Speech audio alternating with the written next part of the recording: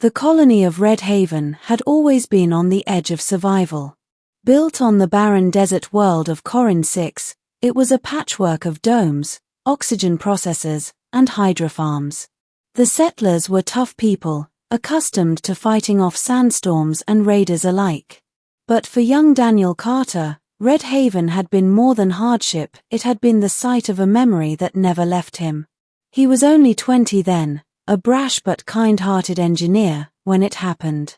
A raider skirmish had broken out near the old mining valley.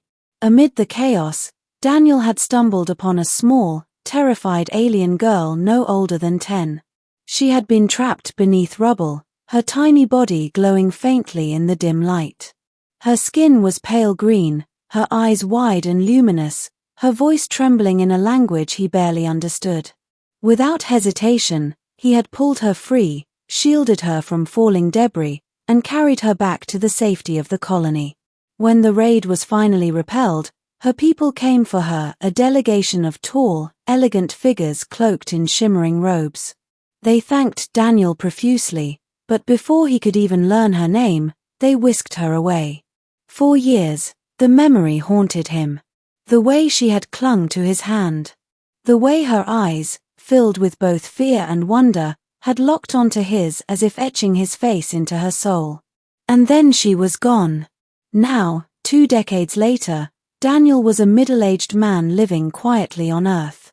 He had long since retired from frontier life, his hair dusted with grey, his hands calloused from years of engineering work. The memory of that little alien girl had faded into something like a dream until the night the stars themselves seemed to come looking for him. It was raining when the ship appeared. A sleek, silver vessel descended silently into the meadow behind his modest homestead. Daniel rushed outside, shotgun in hand, though he already suspected no raiders would arrive in such a craft. The ramp extended. And there, framed in starlight, stood a woman unlike any he had ever seen. She was alien, yet achingly beautiful. Her skin still faintly glowed with that soft green hue, her eyes enormous and luminous like polished emeralds. Her frame was slender, elegant, wrapped in ceremonial silks. She stepped forward, her gaze locked onto his. "Human Daniel Carter," she said, her voice melodic yet trembling with emotion. "I have come to fulfill a vow. I am the child you saved 20 years ago. And I am here, to marry you." Middle. Daniel blinked, stunned. The rain pattered on the grass around them, and for a moment he thought he was dreaming. "Marry me," he echoed, lowering his weapon slowly. The alien woman nodded, stepping closer. "My name is Elira of the Lumery. You saved me when I was but a frightened child. My people believe that life debts must be honored, not with words, but with binding. I swore then, as I clutched your hand, that if I lived, I would one day return. To pledge myself to you." Daniel's mouth went dry. He remembered her now, her small hand gripping his, her glowing eyes staring at him with desperate trust. But she was no child anymore.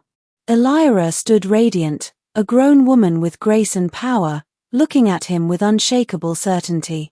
"You don't have to do this," Daniel said carefully.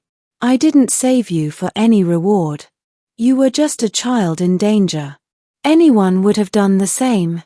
"Not anyone," Elira replied softly. "Others ran.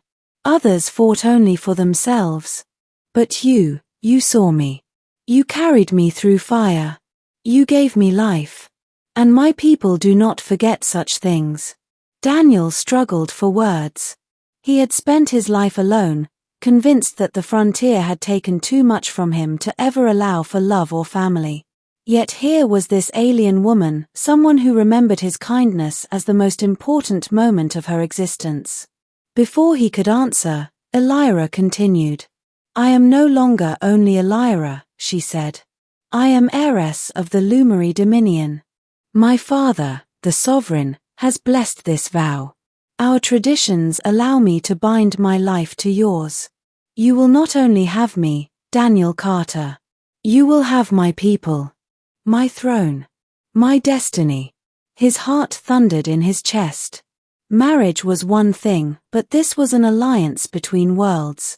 That night, Elira stayed in his home. She spoke of her people's customs, of the vow of return, of how she had dreamed of the human who saved her all her life. Daniel, in turn, told her of his years in Red Haven, of his quiet retirement, of the loneliness that often gnawed at him. Slowly, the wall between them crumbled. Elira was not only regal, she was curious, eager to learn about human life. She laughed when she tasted Earth's food for the first time. She blushed when Daniel called her star eyes. But not all would accept such a union. 2 nights later, as Elira's ship awaited her, a strike team descended, rivals within her own dominion who saw her vow as dangerous. To mix with a human, they said, was heresy. To love a human was betrayal. The attack came swiftly, plasma bolts ripping through the night. Daniel and Elira fled into the forest, the glow of her skin a beacon in the darkness. Why are they doing this? Daniel shouted as explosions lit the trees. Because they fear what we could become together, Elira said, her voice trembling. A bond between human resilience and Lumary legacy. They would rather see me dead than bound to you. Daniel's old instincts roared back to life. He led Elira through the woods, setting traps, using the terrain just as he had on the frontier. When the assassins closed in, Daniel fought not with the strength of a soldier, but with the desperation of a man protecting the one who had come back for him after 20 long years. By dawn, the attackers were driven off, their bodies scattered, their ships fleeing into the sky. Daniel collapsed, exhausted, but Elira knelt beside him, tears in her glowing eyes. You risked your life for me again, she whispered. Do you see now why I chose you? Ending. The days that followed were filled with reckoning. Elira's people demanded her return, torn between honoring her vow and preserving tradition. Daniel was summoned aboard her vessel, where the sovereign himself awaited via shimmering projection. The alien ruler studied Daniel with ancient, piercing eyes. Human, he said, do you understand what it means to take my daughter as your bondmate? To tie not only your lives, but our destinies. Daniel stood tall, his voice steady. I didn't ask for this. I never wanted power, or thrones, or crowns. But I did save Elira. And she chose to come back. If she wants this, if she wants me, then I'll stand by her. Not because of your customs. Because of who she is. Silence followed. Then, slowly, the sovereign inclined his head. Then perhaps the stars themselves have chosen. So be it. The union was sealed beneath the twin moons of Corin 6, where Elira and Daniel stood together before Lumary and human witnesses alike. The vow was not only ceremonial, it was personal, etched into both their hearts. As Elira placed her glowing hand in his, she whispered, 20 years ago, you gave me life. Now I give you mine. Forever. Daniel felt the weight of his solitude lift, replaced by something fierce and radiant.